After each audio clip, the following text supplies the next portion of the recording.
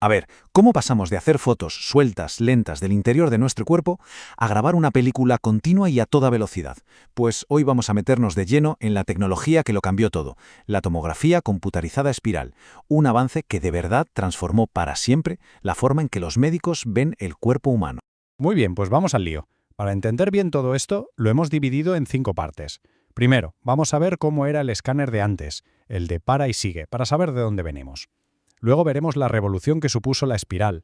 Analizaremos la tecnología que la hizo posible, o sea, los cacharros que hay dentro.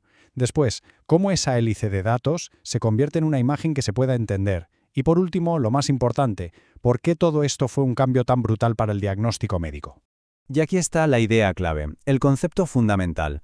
Pasamos de un método de corte a corte, que es como ir sacando fotos una a una, con pausas entre ellas, a un único escaneo continuo. Es literalmente la diferencia entre tener una colección de fotos sueltas y tener una película fluida, sin cortes, de todo lo que está pasando dentro. Venga, empezamos por el principio. Primera parte, el escáner Stop and Go. Y es que para apreciar lo increíble que fue el escáner espiral, primero tenemos que entender los problemas y las limitaciones que tenía la tecnología de antes. A ver, el sistema antiguo tenía varios problemas, y no eran pequeños. Era un proceso súper lento. El escáner hacía una foto, paraba, la camilla se movía un poquito y vuelta a empezar. Esto no solo era un rollo porque tardaba mucho, sino que el más mínimo movimiento, incluso respirar, podía fastidiar la imagen y crear artefactos. Y lo peor de todo era el riesgo de que una lesión pequeña, un tumorcito o lo que fuera, quedara justo en el hueco entre un corte y el siguiente, y no se viera. Y con esos problemas sobre la mesa, llegamos a la segunda parte, una revolución continua. Aquí es donde vamos a ver la solución, que fue elegantísima y que resolvió todos estos inconvenientes de un plumazo. Esta imagen lo explica de maravilla.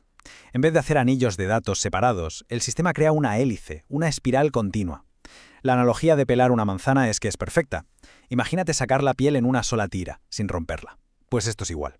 No hay pausas, no hay huecos, solo una captura de datos constante que cubre todo el órgano o la zona que se quiere estudiar. Aquí se ve clarísima la diferencia en la mecánica. Arriba, en la imagen A, tenemos el movimiento fluido y simultáneo del escáner espiral. El tubo de rayos X gira sin parar mientras la camilla avanza.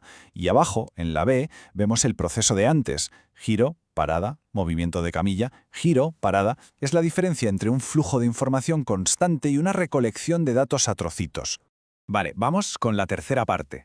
La tecnología que hay detrás. Porque claro, que la máquina pudiera hacer ese movimiento continuo y tan rápido no fue por arte de magia. ¿Qué innovaciones hicieron falta para lograrlo?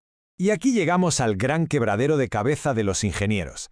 A ver, si tienes un tubo de rayos X que tiene que girar a toda pastilla cientos de veces y sin parar, ¿cómo le das electricidad y sacas los datos sin que los cables acaben hechos un nudo imposible?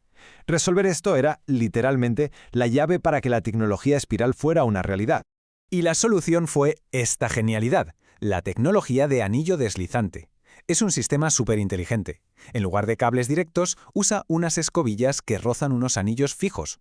A través de ese contacto se pasa la energía y los datos sin que haya ninguna conexión física que se pueda enredar. Básicamente consiguieron cortar el cable y permitir que la máquina girara para siempre, si hiciera falta. Y aquí lo tenemos, el corazón de la bestia. Dentro de esta carcasa está todo el tinglado, el tubo de rayos X, los detectores que recogen la información y, por supuesto, ese sistema de anillos deslizantes que lo hace todo posible.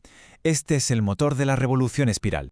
Venga, pasamos a la cuarta parte, que ahora toca hablar del software. Ya tenemos el hardware funcionando y recogiendo datos en forma de espiral. Pero, ¿cómo pasamos de esa espiral a las imágenes nítidas y planas que necesitan los médicos? Claro, esta es la siguiente pregunta del millón. La máquina recoge los datos siguiendo una trayectoria como la de un sacacorchos, pero un radiólogo lo que necesita ver es un corte transversal perfecto, totalmente plano. ¿Cómo se hace esa traducción? Pues la solución tiene un nombre un poco técnico, interpolación, pero la idea es sencilla. Como se ve en el diagrama, es un proceso matemático.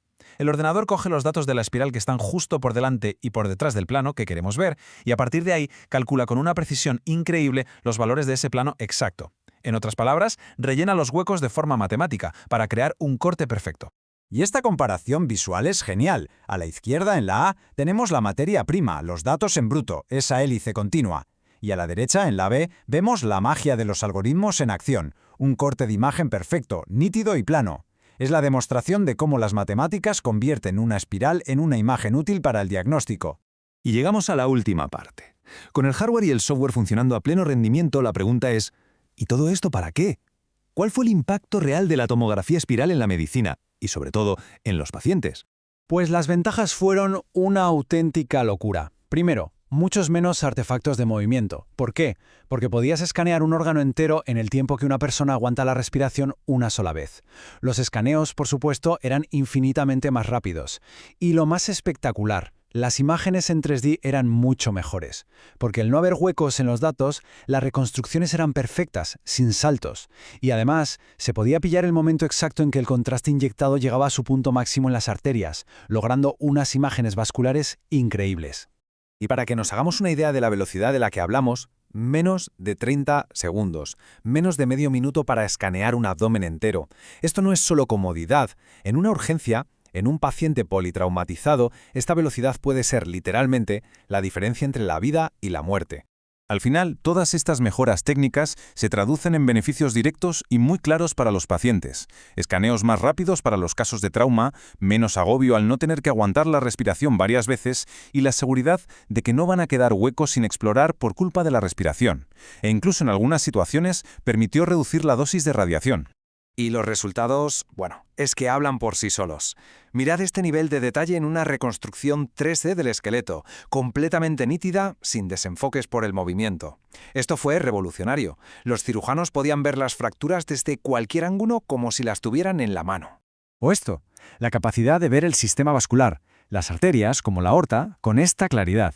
Esto es absolutamente vital para diagnosticar cosas tan peligrosas como los aneurismas o para planificar una cirugía con la máxima precisión. La velocidad del escáner era la clave para pillar la imagen justo en el segundo en que el contraste llenaba los vasos. Y esta cita lo resume perfectamente. Al final, casi todas las ventajas se reducen a una palabra: velocidad. La capacidad de escanear una parte enorme del cuerpo de forma continua, sin huecos y sin artefactos, en el tiempo que una persona puede aguantar la respiración. Esa es la esencia de toda esta revolución. Así que, como vemos, la tomografía espiral no fue una pequeña mejora, fue un cambio total de las reglas del juego. Y nos deja con una pregunta fascinante para el futuro. Si fuimos capaces de conseguir esto hace ya unas cuantas décadas, crear un mapa completo del cuerpo en segundos, ¿qué barbaridades tecnológicas nos estarán esperando a la vuelta de la esquina en el mundo de la imagen médica?